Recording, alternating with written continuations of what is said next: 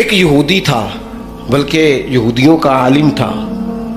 اس نے ایک دن حضرت بلال حبشی سے کہا کہ مجھے پتہ چلا ہے کہ آپ حضور کے مہمانوں کے لیے سارے بندوبست کرتے ہیں اور بعض اوقات آپ قرض بھی لیتے ہیں، تو میرے پاس کچھ اضافی پیسے پڑے ہوتے ہیں، مجھ سے قرضہ لے لینا. حضرت بلال نے کہا ٹھیک ہے، قرضہ اس سے لے لیا. ایک مقررہ میعاد، ایک وعدہ اس کے ساتھ طے ہو گیا. سیدنا بلال حبشی رضی اللہ تعالیٰ عنہ نے وہ پیسے لا کے مہمانوں پر خرچ کر دیے.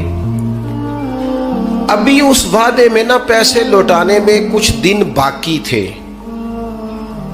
نبی کریم علیہ السلام، سیدنا فاروق اعظم، چند اور صحابہ مدینہ منورہ کے ایک چوک میں موجود تھے، تو وہ یہودی مطالبہ کرنے آ گیا. آپ کو میری پوری بات کی سمجھ آ رہی ہے؟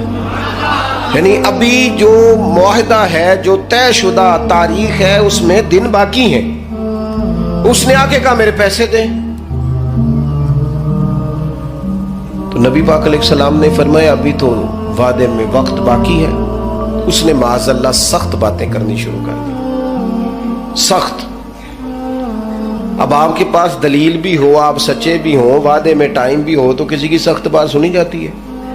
اور جہاں بھائی وعدہ آئے گا تو دیکھی جائے گی تیری اتنی ضرورت. اب جب اس نے سخت بات کی تو سیدنا عمر فاروق نے تلوار پہ ہاتھ رکھا. حضرت عمر ہے نا، شیر ہے نا اللہ رسول کے، ہاتھ رکھا تلوار پر. تو نبی پاک علیہ السلام نے فرمایا عمر جلدی نہ کر. بڑی بردباری سے، حلیمی سے، اطمینان سے، سکون سے. حضور فرمانے لگے عمر اس نے پیسے لینے ہیں، وہ مطالبہ کر سکتا ہے، تمہیں چاہیے تھا کہ تم اسے کہتے ذرا نرمی کر، مجھے کہتے پیسے ادا کر دے. حضور فرمانے لگے اب اس طرح کرو، اس کے ساتھ جاؤ، فلاں جگہ کھجوریں پڑی ہیں، جتنا اس کا قرض ہے اتنی کھجوریں تول کے دے دو، اور یہ جو تم نے تلوار پہ ہاتھ رکھا ہے نا، اسے ڈرایا ہے، تھوڑی کھجوریں زیادہ بھی دے دینا.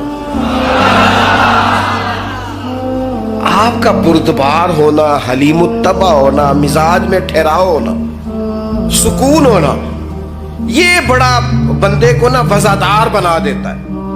آپ ہر شخص کے لیول پہ اتر کر جھگڑا نہ کریں. میں نے دیکھا ہے سیانا بیانا آدمی بچوں کے ساتھ بحث کر رہے ہیں، سمجھدار آدمی ہو کے ایک نادان سے گفتگو کر رہا ہے. میں نے شاید پہلے بھی آپ سے کہا تھا کہ میرا ایک فتویٰ ہے، اس سے اختلاف بھی کیا جا سکتا ہے. میرا فتویٰ یہ ہے کہ میاں بیوی کے جھگڑے میں اکثر قصور میاں صاحب کا ہوتا ہے.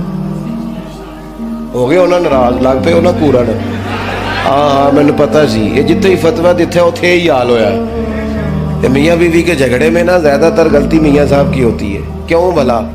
اس لیے کہ عورت بیچاری کی عقل ناقص ہے، اس کی آدھی ہے، وہ پورا سوچنا بھی چاہے تو شعوری طاقت اتنی بلند نہیں. تو میاں صاحب کی تو پوری ہے نا، تو پھر جھگڑا ختم کس نے کرنا تھا؟